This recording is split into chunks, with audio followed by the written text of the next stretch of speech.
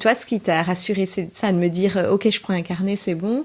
Et puis, on se donne un horaire limite. À minuit, j'ai le droit de te demander de partir. Oui, il faut que je sache quand ça termine, en fait. Oui, parce que oui, si je pars dans un truc et que je ne sais pas à quelle heure ça termine, ouais. c'est trop... J'ai l'impression de sauter à l'élastique, mais de pas être sûre d'avoir un élastique. Ouais, Quoi. ouais. Et notre soirée s'est très très bien passée. C'était génial. Il y avait des beaux gosses. Il y avait tout ce qu'il fallait, la bonne musique, tout ça. Et j'ai vu que tu prenais plaisir. Mais c'est vrai que du coup, j'ai une attention toute particulière à toi maintenant.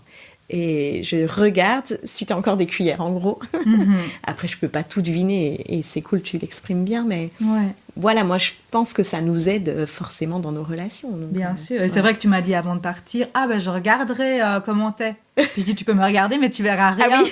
Parce que j'arrive tellement bien à masquer que je serai encore capable de dire, non, ça va, on continue sur le dance floor. Alors qu'en fait, au fond de moi, ça fait Anaïs, game over, game over.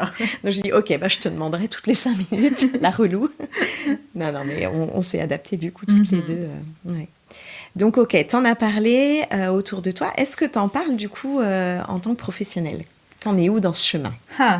Justement, pendant la masterclass de constellation familiale, il a fallu que je dise à l'équipe avec qui j'étais que j'avais un TSA, parce que ça me semblait tellement important de le signaler par rapport à plein de particularités, vu qu'on allait vivre ensemble pendant une dizaine de jours. Et puis, en le disant, en le constellant aussi, parce que évidemment j'ai voulu aller creuser un petit peu par là, je me suis rendu compte de l'importance de dire les choses aux gens qui n'y connaissent rien.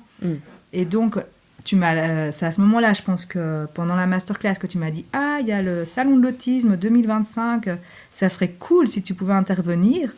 Et je me suis dit, ça pourrait être sympa. Et puis je me suis dit, mais j'ai pas du tout envie d'écrire un CV et tout.